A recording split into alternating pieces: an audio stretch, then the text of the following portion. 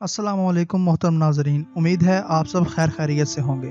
तो मोहतरम नाजरीन, जैसे कि हमने हज़रत खालिद बिन वलीद रज़ी अल्लाह ताला अन्हो की ज़िंदगी में बनाए गए पार्ट 7 में आपको बताया था कि किस तरह ओहद के मार्का में आप सल्लल्लाहु अलैहि वसल्लम को एक शख्स का इंतज़ार था जिसका नाम अबी बिन खलफ था, और किस तरह उसने आप सल्लल्लाहु अलैहि वसल्लम की शान में गुस्ताखी की और किस तरह उसने आप सल्लल्लाहु अलैहि वसल्लम को धमकाया और आप सल्लल्लाहु अलैहि वसल्लम ने उसका क्या जवाब दिया।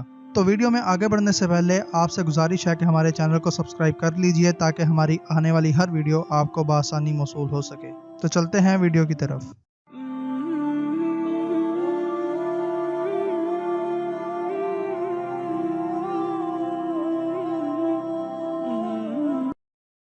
आप सल्लल्लाहु अलैहि वसल्लम ने फरमाया, अभी ज़िंदगी और मौत इस अल्लाह के इख्तियार में है जिसने मुझे नबूवत अता फरमाई है और मुझे गुमराह लोगों को सीधे रास्ते पर लाने का फ़र्ज़ सौंपा है।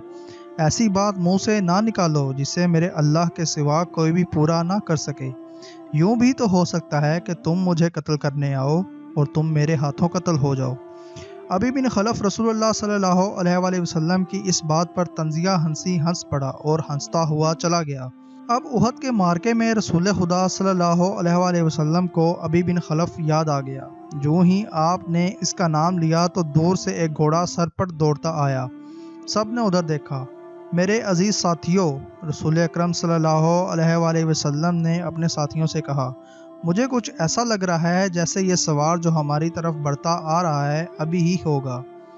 अगर वो अभी ही हुआ तो उसे रोकना नहीं, उसे मेरे सामने और मेरे करीब आने देना।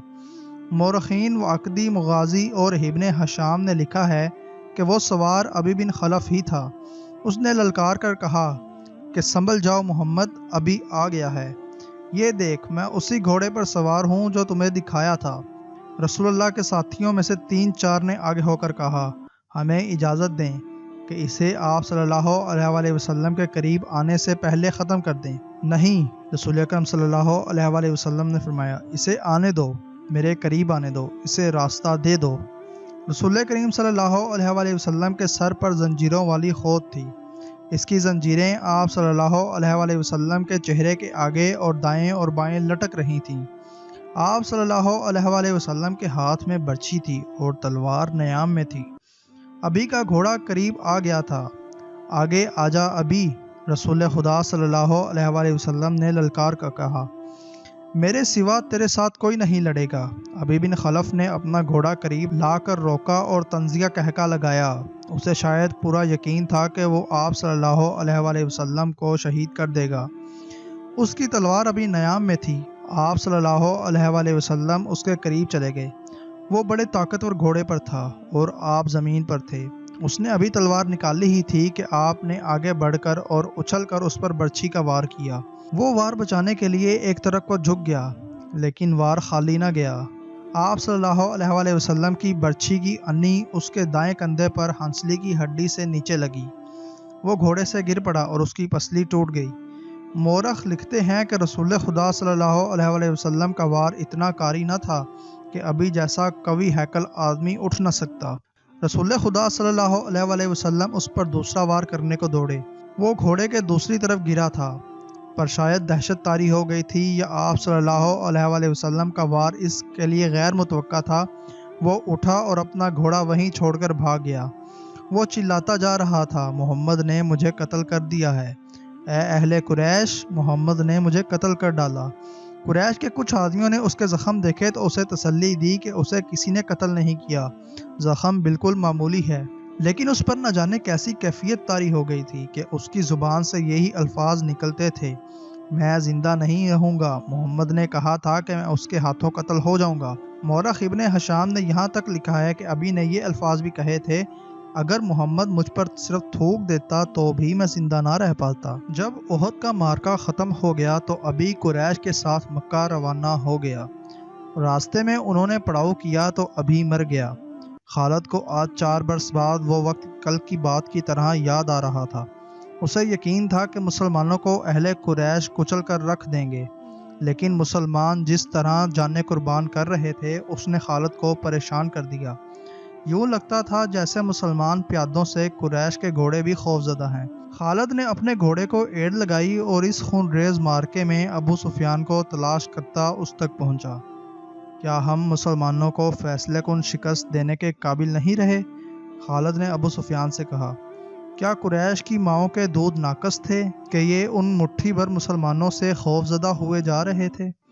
دیکھو خالد، ابو سفیان نے کہا، جب تک محمد ان کے ساتھ ساتھ ہے اور وہ زندہ سلامت ہے، یہ خون کا آخری قطرہ بہہ جانے تک شکست نہیں کھائیں گے۔ تو یہ فرض مجھے کیوں نہیں سونپ دیتے؟ خالد نے کہا۔ نہیں، ابو سفیان نے کہا، تم اپنے سواروں کے پاس جاؤ، تمہاری قیادت کے بغیر وہ بکھر جائیں گے۔ محمد اور اس کے ساتھیوں پر حملہ کرنے کے لیے میں پیادے بھیج رہا ہوں۔ آج مدینہ کی طرف جاتے ہوئے خالد کو افسوس ہو رہا تھا کہ ابو سفیان نے اس کے عزم کو کچل ڈالا تھا۔ رسول خدا صلی اللہ علیہ وآلہ وسلم کے قتل کو وہ اپنا فرض سمجھتا تھا۔ وہ رسول خدا صلی اللہ علیہ وآلہ وسلم کو قتل کر کے اپنے سب سے بڑے دیوتاؤں ہبل اور عزا کی خوشنودی حاصل کرنا چاہتا تھا۔ اس نے اپنے سالار کا حکم ماننا ضروری سمجھا اور اپنے سوار دستے کی طرف چلا گیا۔ اسے اطمینان ضرور تھا کہ رسول اکرم صلی اللہ علیہ وآلہ وسلم کے ساتھ اب چند ایک ساتھی ہی رہ گئے ہوں گے اور آپ صلی اللہ علیہ وآلہ وسلم کو قتل کرنا اب کوئی مشکل نہیں ہوگا اور اس کے بعد مسلمان اٹھنے کے قابل نہیں ہوں گے۔ خالد کو میدان جنگ کی کیفیت بڑی اچھی طرح یاد تھی۔ اس نے ذرا بلندی سے دیکھا تھا کہ احد کے دامن میں دور دور تک زمین خون سے لال ہو گئی تھی۔ کہیں گھوڑے تڑپ رہے تھے اور کہیں خون میں نہائے ہوئے انسان کراہ رہے تھے۔ زخمیوں کو اٹھانے کا بھی کوئی ہوش نہ تھا۔ پھر اس نے دیکھا پیادہ قریش رسول کریم صلی اللہ علیہ وآلہ وسلم کے پاس پہنچ گئے تھے اور انہوں نے آپ صلی اللہ علیہ وآلہ وسلم کے ساتھیوں کا حلقہ بھی توڑ لیا تھا۔ قریش کے 3 آدمی عتبہ بن ابی وقاص، عبداللہ بن شہاب اور ابن کما رسول کریم صلی اللہ علیہ وآلہ وسلم پر پتھر برسانے لگے۔ عجیب صورت یہ تھی کہ عتبہ کا سگا بھائی سعد بن ابی وقاص رضی اللہ تعالیٰ عنہ رسول کریم صلی اللہ علیہ وآلہ وسلم کی حفاظت میں لڑ رہا تھا۔ رسول اکرم صلی اللہ علیہ وآلہ وسلم کے ساتھیوں کی تعداد نہ ہونے کے برابر رہ گئی تھی یا وہ لڑتے لڑتے بکھر گئے تھے۔ عتبہ نے آپ صلی اللہ علیہ وآلہ وسلم پر جو پتھر برسائے، ان سے آپ صلی اللہ علیہ وآلہ وسلم کے نیچے والے 2 دانت ٹوٹ گئے اور نچلا ہونٹ زخمی ہو گیا۔ عبداللہ کے پتھر سے آپ صلی اللہ علیہ وآلہ وسلم کے پیشانی پر خاصا گہرا زخم آیا۔